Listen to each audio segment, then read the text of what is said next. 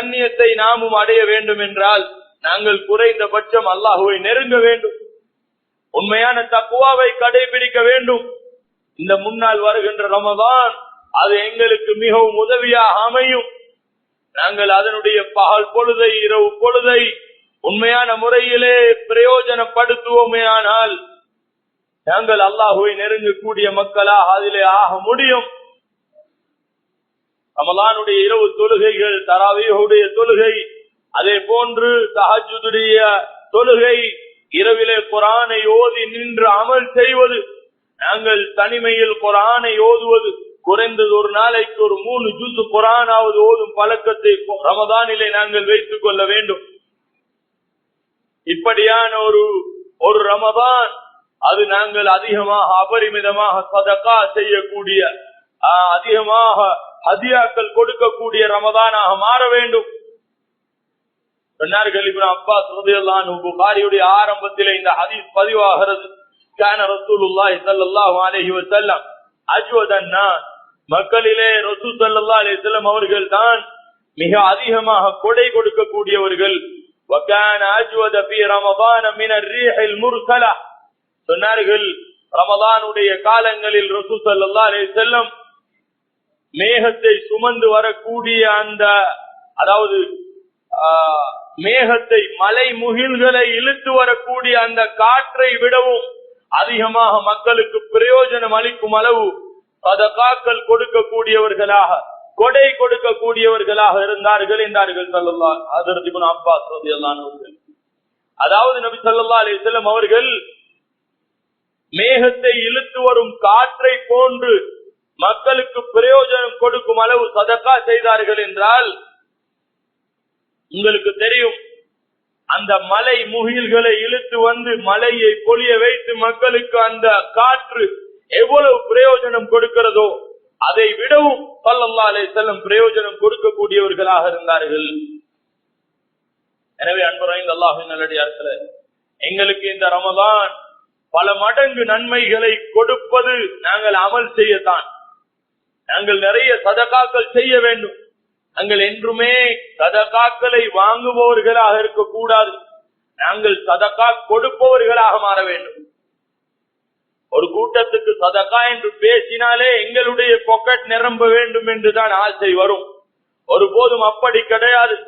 நாங்கள் ஒவ்வொருவரும் வியர்வை சிந்தி சம்பாதிக்க வேண்டும்.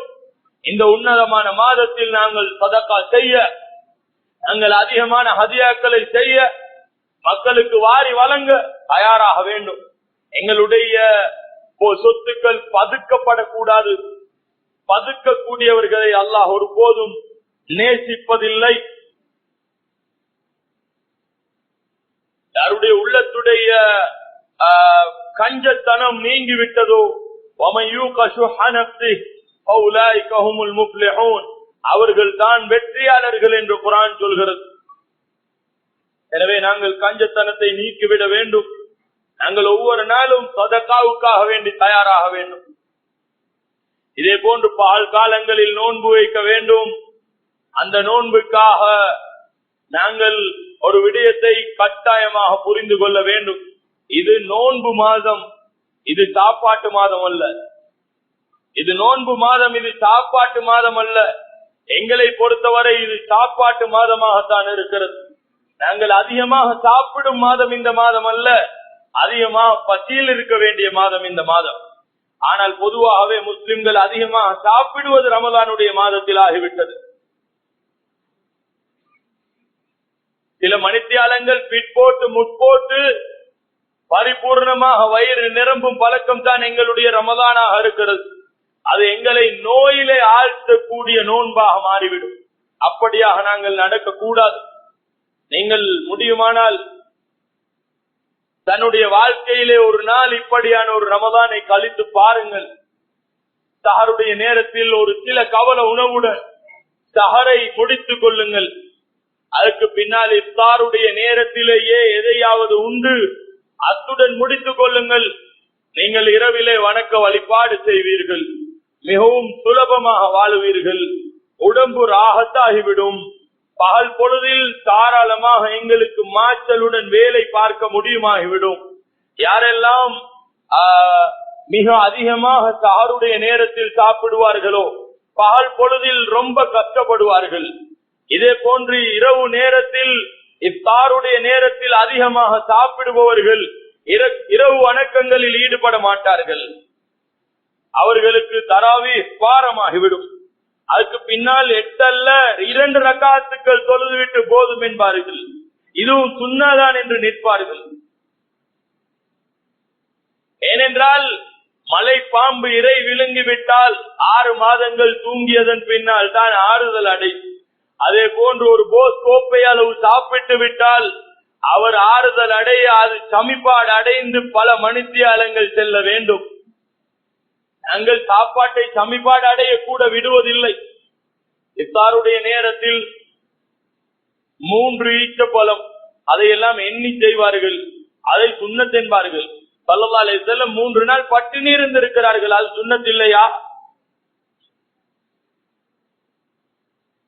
3 ஈச்சப்பழம், 1 கிளாஸ் தண்ணீர், அதுக்கு பின்னால் சோட்டி, அதுக்கு பின்னால் ஒரு குளிர்பானம், அதுக்கு பின்னால் எதையாவது கஞ்சி, அதுக்கு பின்னால் சொல்லுவார்கள் இன்னும் முன்னதி சாப்பிடவில்லை என்பதா.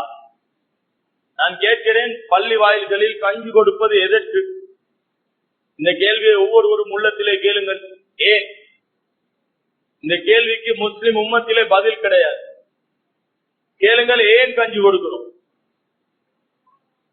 ஒவ்வொருவரும் கேளுங்கள் இந்த கேள்வி உள்ளத்திலே. யாருடையாவது பசியை போக்கவா? ஒருபோதும் கிடையாது. யாரும் இதனால் பசி தீர்வுவர்கள் கிடையாது. அப்படி இல்லை என்றால் ஏன் கொடுக்கிறீர்கள்? எப்படி இதனை சதகா என்பீர்கள்?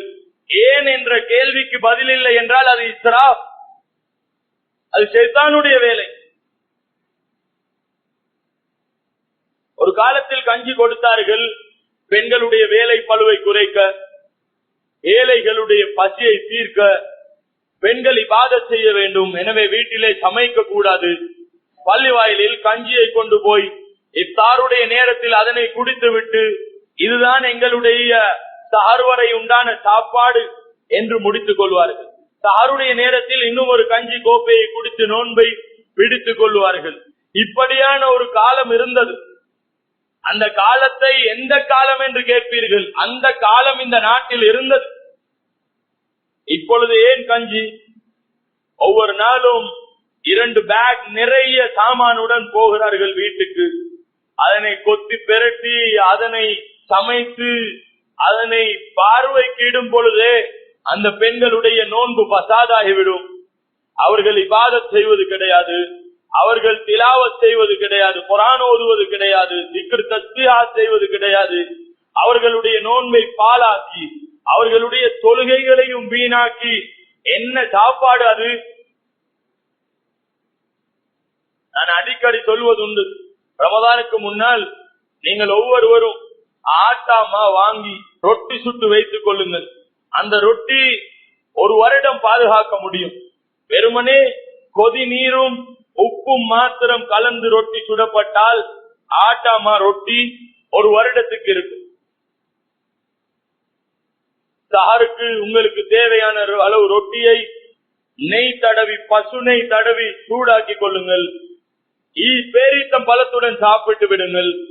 இரவுக்கு இதே போன்று முன்னந்தி நேரத்தில் சில ரொட்டிகளை எடுத்து நெய் தடவி சூடாக்கி கொள்ளுங்கள். இரவுடைய சாப்பாட்டை முடித்துக் கொள்ளுங்கள். முழு 30 நாளும் சமைக்காமல் இருங்கள். 30 நாளும் நெருப்பு மூட்டாமல் இருங்கள். என்ன குறைந்து விட போகிறது? நாம் எல்லாம் பலவீனப்பட்டு விடுவோமா? எவ்வளவு சாப்பாடு குறைகிறதோ அவ்வளவு உடல் சக்தி உண்டாகும். நீங்கள் இதற்கென்ற ஒரு தலைப்பை போடுங்கள், நான் உங்களிடம் நிறுவுவேன். வைத்தியர்களையும் விஞ்ஞானிகளையும் கொண்டு வந்து குவித்து வையுங்கள். ஒவ்வொருவர் முன்னிலையிலும் நான் இதனை நிறுவி காட்டுவேன். எவ்வளவு சாப்பாடு குறைந்து விடுமோ அவ்வளவு உடல் சக்தி வலிமையாகும். ரசூல் ஸல்லல்லாஹு அலைஹி வஸல்லம் அவர்களை விட பலசாலி இருந்தார்களா? சொன்னார்கள் நபி அலைஹிஸ்ஸலாம், அதானியல் உஹது ذهبا, உஹதுடைய மலையை எனக்கு அல்லாஹ் தங்கமாக்கி தரவா என்று கேட்டான். நான் என்ன சொன்னேன்? அஷ்பஉ ரப்பி யௌமன் வ அஜூஉ யௌமா, அல்லாஹ் நான் ஒரு நாளைக்கு சாப்பிட்டுக் கொள்ளுவேன், இன்னும் ஒரு நாள் பசியில் இருந்து கொள்ளுவேன். இதனைத்தான் என் வாழ்க்கையிலே விரும்புகிறேன் என்றார்கள் ஸல்லல்லாஹு அலைஹி வஸல்லம். ஸல்லல்லாஹு அலைஹி வஸல்லம் அவர்கள் 2 நாளைக்கு ஒருவேளை சாப்பிட்டார்கள். 2 நாளைக்கு ஒருவேளை சாப்பிட்டார்கள். நீங்கள் நினைக்கிறீர்களா சஹாபாக்கள் எல்லாம் 3 வேளை சாப்பிட்டவர்கள் என்று? நாங்கள் எங்களுக்கே அநியாயம் செய்து கொண்டிருக்கிறோம். ஒரு நாள் பரிபூர்ணமாக சாப்பிடாமல் இருந்து பாருங்கள், எங்களுடைய பலம் அதிகரிக்குமே ஒழிய குறைந்து விட மாட்டாது. ஒருவன் இரவு சாப்பிட்டு விட்டு தூங்குகிறான் என்றால் அவன் தூங்கவில்லை, அவன் மயங்குகிறான். ஏனென்றால் உடலில் சமிபாட்டு தொகுதி வேலை செய்யும் பொழுது உடலில் உள்ள எந்த தொகுதியும் வேலை பார்க்க மாட்டாது. தூக்கத்துடைய நோக்கமே உடல் ராகத்தடைவது, கல்லீரலிலிருந்து அதனுடைய விஷங்களை வெளியாக்குவது, நுரையீரலிலிருந்து மண்ணீரலிலிருந்து அவைகள் கழிவுகளை நீக்குவதுதான் தூக்கத்திலே இரவிலே நடக்க வேண்டியது. வயிற்றில் சாப்பாட்டுடன் இருக்கும் பொழுது ஒரு போதும் இந்த கழிவு நீக்கங்கள் நடைபெற மாட்டாது. அப்படி என்றால் தூங்குவதின் அர்த்தம் என்ன? ஒருவன் தூங்குவதன் மூலமாக ராகத்தை உடல் சுகத்தை அடைய வேண்டும் என்றால் அவன் வயிறு காலியான நிலையில் தூங்க வேண்டும். அன்புரைந்த அல்லாஹ்வின் நல்லடியார்களே, எனவே உடல் பசி என்று கேட்டால் தான் உடலுக்கு சாப்பாடு கொடுக்க வேண்டும். நாங்கள் காலையில் ஒரு டீ, பால் ஒரு உணவு என்றார்கள் ஸல்லல்லாஹு அலைஹி வஸல்லம். நாங்கள் குடிக்கின்ற அந்த நஞ்சு டீ இருக்கிறதே, அதுவும் உணவுதான். நஞ்சாக இருந்தாலும் சமிபாடு அடைய வேண்டியது.